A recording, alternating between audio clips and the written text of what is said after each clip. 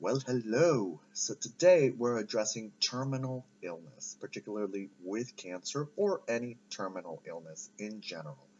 How to heal it, increase the chances of the light of the Creator answering and giving us a miracle, and all those particular elements. So first, let's start off with terminal illness. So if you're watching this video, somebody told you have a friend or a family member who may be terminally ill, or somebody has told you, a doctor usually will tell you you are terminally ill. So what does that mean? They have a particular element in front of them that they believe a perception. They look at a perception and they see this is what's happening.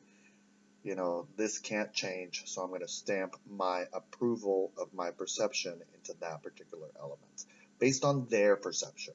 You know, mind you, let's say you have someone who has experienced tons of miracles in this particular area, and then someone comes in and is like, oh, this person's terminally ill, and that person might say, no, they're not. No, they're not. And so you look at it in the span of now and in history, in the 30s, people were dying earlier, different diseases, different things. And as we're progressing, as technology is rapidly moving forward, things have become miraculously amazing for us to be able to live longer. So how do we reach that? But healing is a frequency. Healing is a constant frequency that is out there in the universe that we can tap into and receive miracles. I personally believe in miracles. I've had miracles happen in my life. I've had brushes with death. I've had, people trying to stamp that stamp, and me really fighting against it to the point where I am much healthier than I was quite a few years ago, and literally a deathbed. So miracles, positive energy, and I'll tell you about that story. This is going to be a long video. Hang on, get some coffee. So first healing, and then you have to believe. You have to believe in miracles. You have to believe in healing. And you may say it, I believe, but you have to reach into your subconscious to believe. There's various videos on YouTube that talk about healing that you can listen to while you sleep or while you're working to be able to transmit that particular healing energy. There's also different hertz that you can look into, a particular healing frequencies on YouTube. You can find those and just listen to them, see how it feels, test them out for a drive, and see what that does to your body. It's an experiment. Life really is it's a video game. It's an experiment. I know it's hard to understand that, but it's true. So then you also want to channel that energy. It may be difficult for you to think, can I heal others? You can. In that particular state, you can heal. You want that healing. You want the energy of healing all around you. So if you feel up to it, get yourself a Bible, get yourself whatever spiritual book that you happen to bring up. And I will bring this book various times, and I will get you one. Contact me. I may charge you because I buy them. I'm not giving it out for free. Or am I? I don't know. Anywho, this is a Zohar. This comes from the Kabbalah Center. And if you find some videos, you can get yourself a 10 for a decent price. Anywho, I'm not giving them out to people in order to create positive energy over your house. But whatever. So we've got the Zohar, and it's all in Aramaic. Now, what is the Zohar? You can look that up. It's basically the mathematical translations of the Torah. And through the virtue of that particular effort that was done in years and years and years in a cave, that particular energy now is embedded into those books, and it has literal magical powers. So it's in Aramaic, as you can tell. And so I've put the little thing on. I should probably have better. But I've got Pinchas right in here. And Pinchas is the one for healing. So you scan it from right to left, because the right consciousness controls the left consciousness, the right to share, and the left receives. So you scan it, and basically what you want to get to is you want to communicate with the light of the Creator. You want to create with that, whatever force that you believe in. You want to get those tears flowing for yourself, for other people. Let go of the fear, let go of everything. It's almost like you're talking to a therapist. Just literally talk to the Lord. Talk to the Lord about your circumstance and everything. Let all those thoughts, all those fears, everything. This is a source of power that has the ability to just, bam, change things in a second. So you really, really, really want to let go. And it knows all your thoughts. It knows all your history. It knows everything about you and your possibilities, what you can do, what you're capable of doing, all of it. So you really got it's almost you're standing in front of the judge. You're standing in front of the judge, so you want to bring in as much ammunition to be able to say, no, I am not going there. So you want to bring it in with the gusto. So I recommend Ink Hudson. You want to read it, you want to scan it, you want to think about the people that are suffering, and you want to send them love, and you want to send them healing, and if you can cry, if you can get the waterworks, get the waterworks, because that definitely works in court. Lord loves some waterworks, but it's got to be true. You know what I mean? So get a list of people. Perhaps if somebody has stamped that thing and said you are terminally ill, then you're maybe in a hospice. Get a list of people, and then be like, hey, I'm gonna pray. I believe in prayers. Can you pray for me and I'll pray for you? Build a little network. See what happens. Experiment. What do you got to lose? What do you got to lose? Try it. So pray for others. What else? So let's talk about cancer, right? Where does cancer come from? What's the deal with the cancer? So cancer oftentimes, and Louise Hay has spoken about this, that it's a psychological trauma that someone has physically manifested into their bodies to attack their own system. Because on a subconscious level, we don't feel that we are worthy of life. I know that's a hard one. That's a really tough one. And it's a theory. It's a theory. There could be other elements for it. Maybe a soul has chosen to receive cancer before they came into this world, so that way they can reveal the cure for cancer for everyone. Who knows? Who knows what the whole journey of the entire complex of the cosmos is? We cannot judge. All that we can do is we can fight for life. So, but if you do have that psychological trauma, if you feel like, yeah, that sounds about right, then what you want to do, of course, when you're scanning, when you're praying, when you're connecting to the light of the Creator, you want to blah, all of it, just in your mind. If you can say it audibly to the cosmos, go out into the stars or whatnot in a quiet space, that's really beautiful. Just blah, just let go of everything, and just cry and weep in front of that force.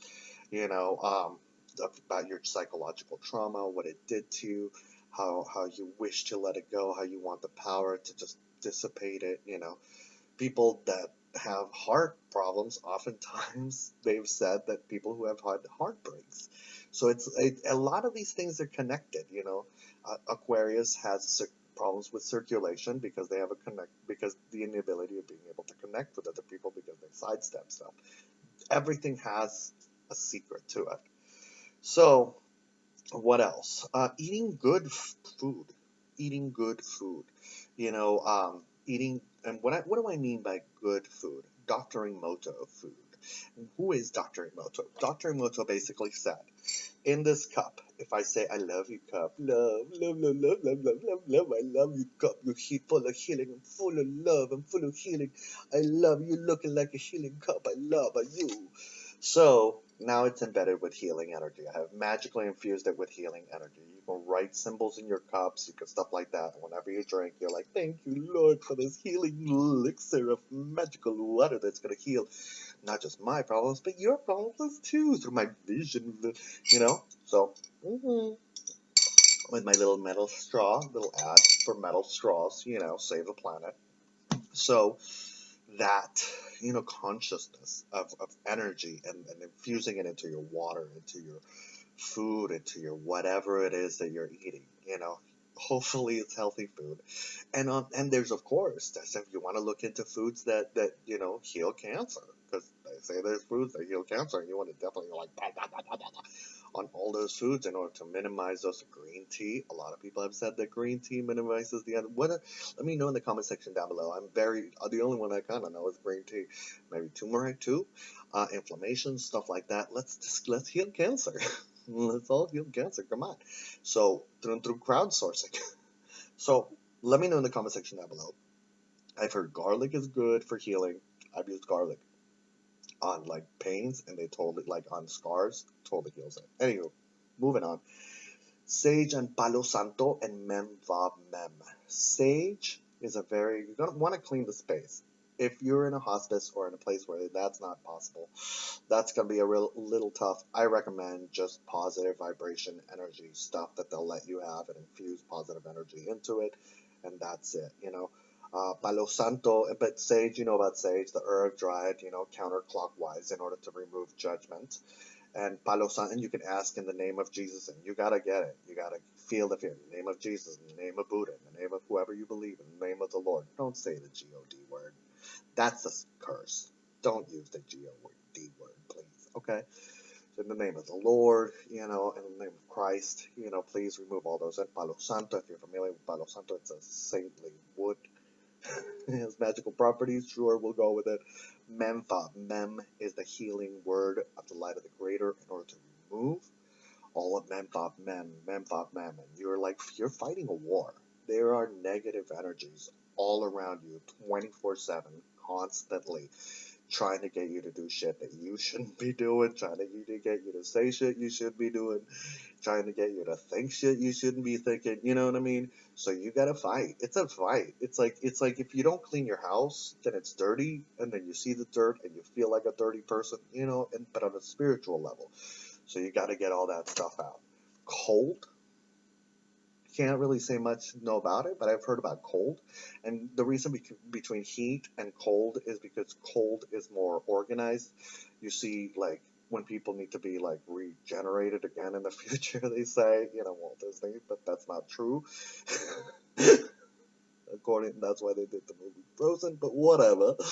In order to remove people looking frozen in Disney, whatever. But the point is that, they do that in order to preserve. What is that? Does that, preserve or in order to find a cure later? The order. There's a cold and order. There's a secret to that and all that stuff. Why should you live?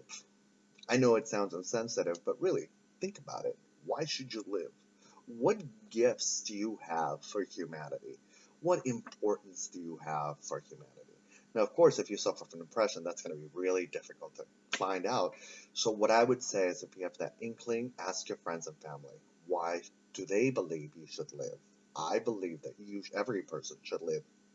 I get dark sometimes, but everyone should have the freedom to live forever in order to elevate humanity, until we reach that understanding where we all have the responsibility. Power is our responsibility. The Lord doesn't make us live forever because we're not responsible enough to be able to live forever. Once we're responsible enough and loving for one another as a whole community, then we'll be able to achieve a lot more gifts than living, forever. Anyway, rage till you're dying. Rage till your dying day.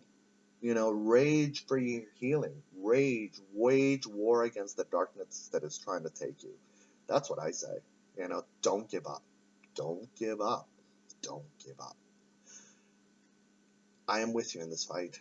It's one of the reasons why I shaved my head. I had dyed my hair this beautiful red, but I was like, you know what? People have cancer, and I think we should all shave our heads in order to support people with cancer. During a specific month. I don't know when that happens, but I think at one point in your life, you should do it. Divine intervention. No, the miracles are real. They happen.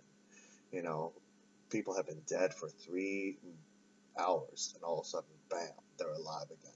Like, literally dead.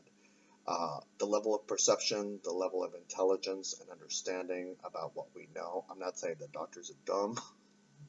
Some are, but I'm not. But basically, what I'm saying is that there's only so much that we know, and people are only going by what they know. So there's a lot more things that we have yet to discover about the infinite humanity concept that we are. So in this fight for your life, you want to know as many answers as you can have in order for your journey in this life to be amazing. And if you want to live, perhaps that can happen. Perhaps that's really right at the precipice of something. So I say don't give up. I know that some people may be like, you're giving people false hope and whatnot. Everyone's an adult at this point, and they can make their own choices. And my personal choice is to fight for life. Listen to Disney, watch Disney, not listen, but you know what I mean. Watch Disney stuff. Watch stuff that will make you happy. Comedies. Don't watch any dark stuff. Don't watch any drama things. Just let it go. Watch things that will uplift your joy, your child heart. Watch kid movies, when you were a kid. Be a kid again. Go mag. Let go. That person, death, has come knocking for a payment. Think about that for a moment. You don't have to pay them your soul in your body out of the thing. You can pay them a fictional element that exists in the history that you have created. What I'm saying is people have a certain perception of you. At this point in time, not only do you choose not to die, but to be reborn as a new person with gusto. You've reached this level and it's like, I've learned so much. I don't want this to happen to me or to anyone else. I don't want anyone to suffer ever again from this particular situation. And now I am going to be a herald for healing. That could be a journey. That really could be a journey. Let go. Trust the Lord. I don't know what the whole journey is. I can't guarantee you a miracle. I wish I could. I wish I'd be able to have like numbers in front of me and say, and if you'd like me to try to do a miracle for you, please reach out to me. I will try to do what I can in order to create a miracle happen for you, because I'd like to have a dossier so I can say to people, well, 95% of the chances that I have tried to receive a miracle for that person, it has happened. So yeah, a miracle is going to happen for you. Will I charge? No. No, I can't. It goes against the rules. But if you want to donate on my behalf to other organizations and heal and whatnot, totally awesome. I'm sure the light of the Creator will give me gifts in return. I don't know what I'm telling you. I think that it's just I let go. I Anabekoa, definitely learned the Anabekoa, which is a particular phrase. In the beginning, the Lord yada yada created all this. Anabekoa gedulati menechata tirtura. Kaber rinata mecha sakavenu taharenu noga. Na gibor dorshei kudecha kevabat shomrem. Barchem taharem rahamei sigadecha tamil komlem. Hasin kadosh berov tocha nahel adatecha. יחי גאה לעמך פני סוחרי קדושתך, שבתנו קבל ושמע, סכננו יודע תלומות. So that is the first phrase of the Torah. And you want to get yourself into the consciousness of the beginning, of oneness, of the baby. So recap all of it, the whole journey. And past midnight. If you stay past midnight, if you're like, I'm tired, no, drink some coffee, pray, go, power to the healing, move forward, do that. That's, what needs to happen for everyone on various different fronts, not just in terminal illness and stuff like that. We got to power. So prayers, ask for prayers, pray for people, organized prayers. At this time, we're doing this prayer for this person. Don't talk about people. It also, like when you I'm gonna heal this particular person who is terminally ill. Don't say their name. Don't have. It's hard for you to say the word terminally ill. So just don't even say the word. Just say we're healing, or to remove that element, or just whatever. Don't say the name or think about the person. Whatever. Just send. It's a new science. So after all of that, let go, frequency, healing, sounds, believe in healing, all of that. Now after 1849 mini video, I'm going to tell you my personal story three times actually, where I almost died. So the first time I was a child, I think it was 6, and I had a stomach pain, and we went to the hospital.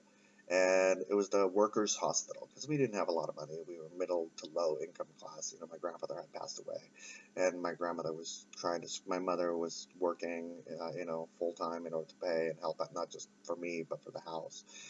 And so they took me to this hospital, and I remember, it was mint green, whatnot. There were so many people there. And I was in a gurney, and the doctor, I heard the conversation. The doctor was telling my mom, was like, we're going to have to operate. He has a 50% chance of living. So it's like, what? I'm a child. I'm hearing this. I totally, that's one of the things that burns into my memory. And someone, of who knows, someone who knows, someone who I've never even, I mean, I've never met a doctor. So the first time I meet a doctor, they'll tell me I have a 50% chance of living. There you go. Wow. What's that all about?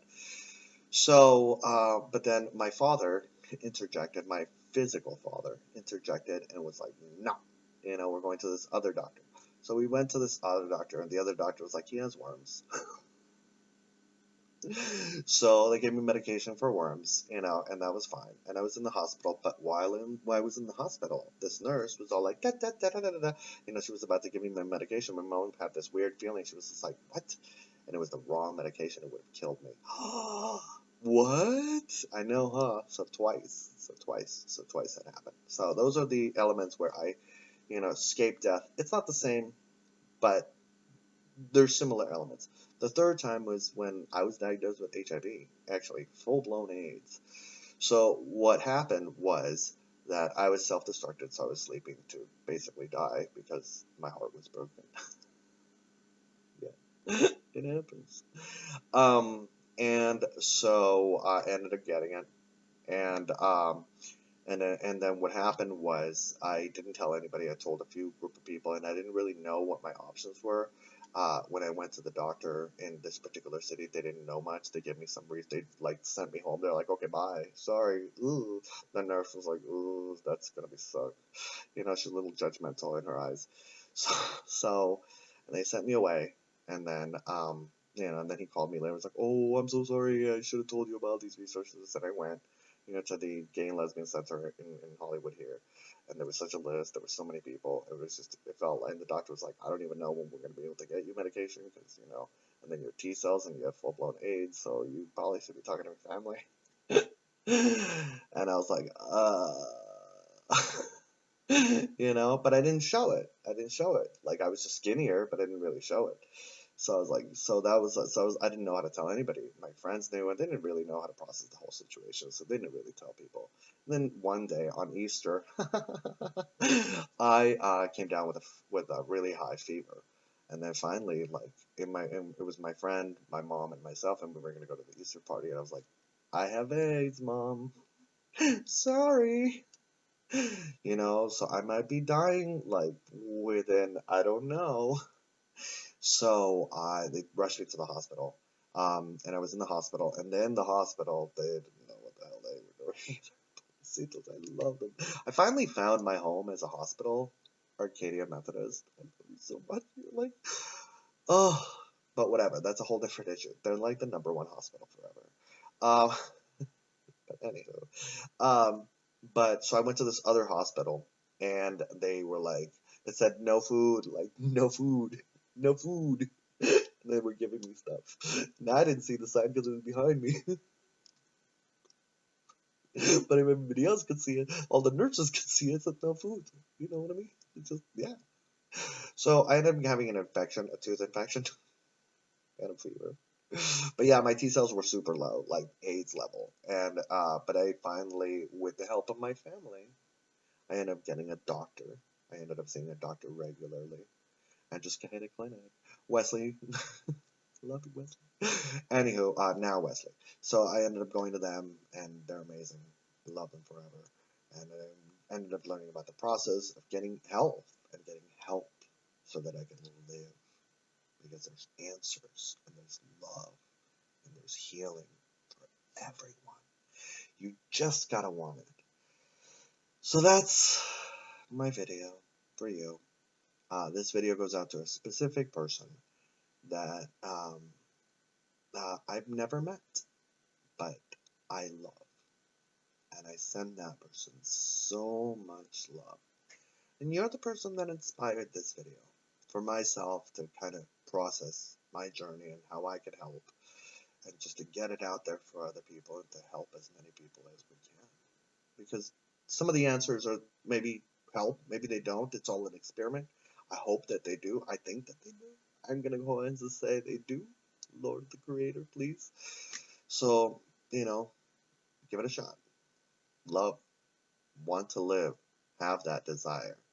Not even if you're not terminally ill, and then when you look at someone who's terminally ill, look at how fragile life is, terminally ill make up a specific percentage of the people that pass away. There's so many more other people that pass away from various different elements that were not even given that stamp or awareness and whatnot, and all of a sudden we're left to grieve. And all those elements happen for a particular reason. Everything happens for a reason. There are no coincidences. It's up to us to discover the secrets so we can help stop them from happening. And it starts with empathy, and it starts with love, and it always ends with love, because that's the root foundation.